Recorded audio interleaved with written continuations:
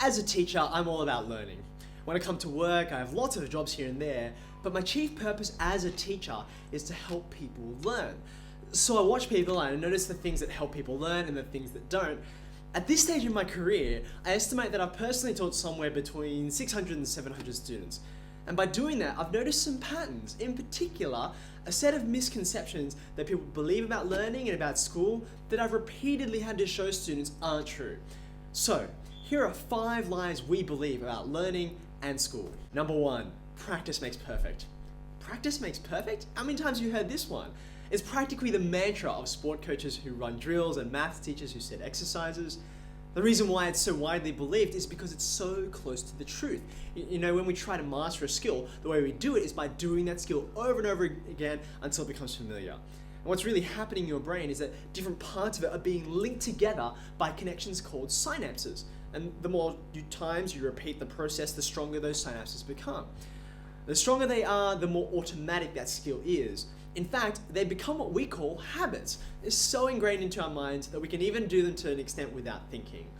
But as we all know very well, we can form bad habits just as easily as we form good ones. And just because you practice something repeatedly, that doesn't guarantee that what you're practicing is good. And as any music teacher will tell you, practicing the wrong techniques will land you in more trouble than if you hadn't practiced at all, because you'll get very good at doing things in an ineffective way. And I see this all the time in maths. Students do their book work, but they don't set out their work properly, or they don't take the time to draw proper diagrams. They tell me, oh, don't worry, I know how I'm supposed to do it, and I'll do it right in the test. But invariably, they don't. Practice makes habits, and they take those bad habits right into the exam hall, then wonder why they didn't do well on the test. See, the point is practice does not make perfect, practice makes habit. So be very careful with it. Number 2, if you want to do well, you should sleep less and work more. Sleep less, work more. This trend tends to start around year 9 or 10, and as students move into the senior years and university, it just gets worse. The logic goes like this. I have so much stuff to do, so much material to learn, and I know that the best way to learn is to do the work. But I don't have enough time. I need more time. Where am I going to get it? I know, I'll sleep less.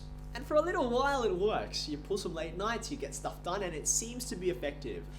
The problem is you're fooling yourself, particularly in the long run.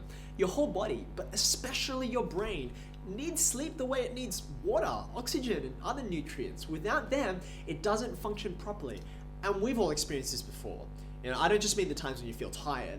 It's the moments when you're sitting in class and the teacher's talking and you understand the individual words coming out of their mouth, but if you had to explain what it all meant, you'd have no idea. What's happening? You can't concentrate because your mind isn't rested. Even when you can concentrate, later on you'll have times when you think to yourself, have I learned this? I vaguely remember reading or hearing something about this, but I don't get it. And you turn to your friend and they tell you, yeah, we covered this last week. You were there. What's happening is that your brain is getting stuffed with all of this knowledge, but it can't hold on to it. It can't retain. And you know, it can't because one of the chief times when your brain forms those new connections and remembers things is when you're asleep.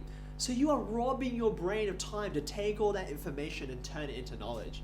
If you spend all day in class and then spend hours studying at night without getting a decent night's sleep, it's as though you've brought like 1,000 books for a library and then said to the librarian, look, you've got 5 minutes to put this all away. He'll look at you and say, forget it, I can't manage that. I'll put some stuff in the shelves, but don't expect it to be in any kind of decent order where you'll be able to find it when you need it. You know, and definitely don't expect me to deal with all of it. Okay, yes, work hard, put the hours in, but you can't afford to do it at the cost of sleep. Number 3, you should give up sport to maximize study. Stop exercising, spend more time at your desk. Now, the biggest culprits here are usually year 12 students who for the first time are not forced to do sport. And then you think, yes, I've been waiting 17 years for this opportunity. Sayonara, sport. The problem here is that not only is a lack of exercise bad for your body in general, but regular physical activity is actually vital to peak brain performance. Getting your heart rate up regularly helps to ensure good blood flow, oxygen to the brain, which helps it work more effectively. And assuming that you're generally fit enough to not die when you do it, a 20-minute walk or run has been scientifically proven to elevate all kinds of brain activity and clear the mind.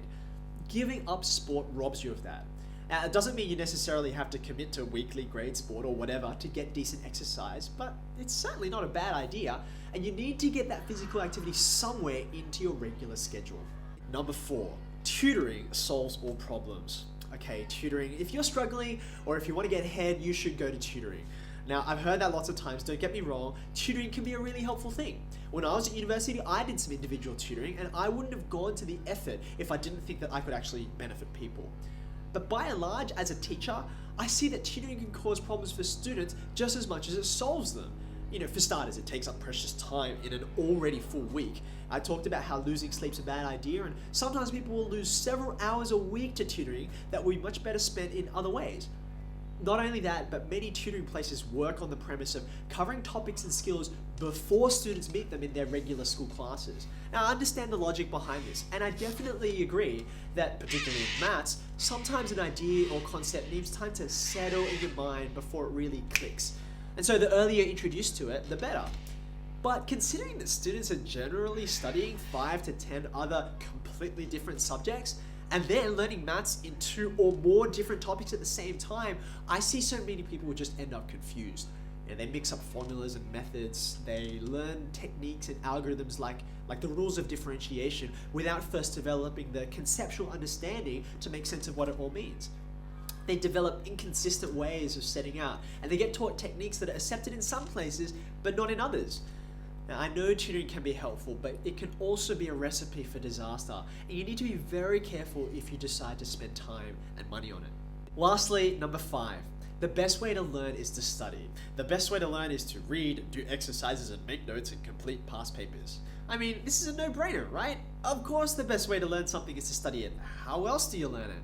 And the answer, which I sort of realized as a student myself, but only really got to appreciate fully once I started teaching, is that the best way to learn is not to study. The best way to learn is to explain. You see, study is about passively taking in information, and yes, you should do that. You should read and do exercises and make notes and complete past papers. But those aren't the best tools you have for really developing understanding. The best way is to take what you've read and heard and seen, and then try to explain how it works and why to someone else. Let me tell you. When we study, we basically think and work till we get to a level of understanding where we can, in maths for example, do the assigned questions. And once we get to that level and are consistently getting the right answers for something, we tend to move on. But the problem is that level of understanding isn't all the way there yet. The acid test is when you get given a similar kind of problem, but it's worded slightly differently or placed in a slightly different context, and then we get confused and don't know how to approach it. What happened? We didn't really understand what we were doing. All we did was master a set of steps, a recipe for how to solve a particular kind of question. It only takes a very basic level of skill to master a recipe. You just have to read the instructions and go through them in order. Like, I can bake a cake or make a sticky date pudding if you give me a decent recipe, but I don't really understand anything about baking or desserts. I don't know what baking powder does, or why you need a certain ratio of flour to water, or what difference it makes if you add eggs or don't. I'm just following the recipe. And sometimes we're like that with maths problems.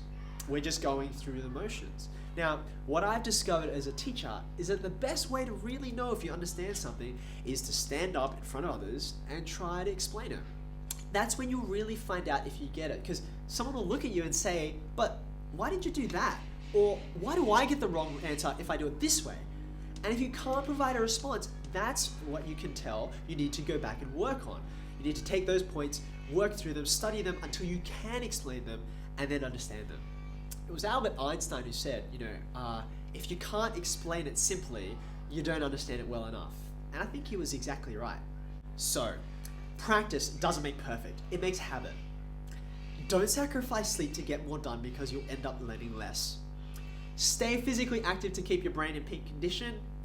Be very cautious with tutoring. And if you really want to learn something, explain it.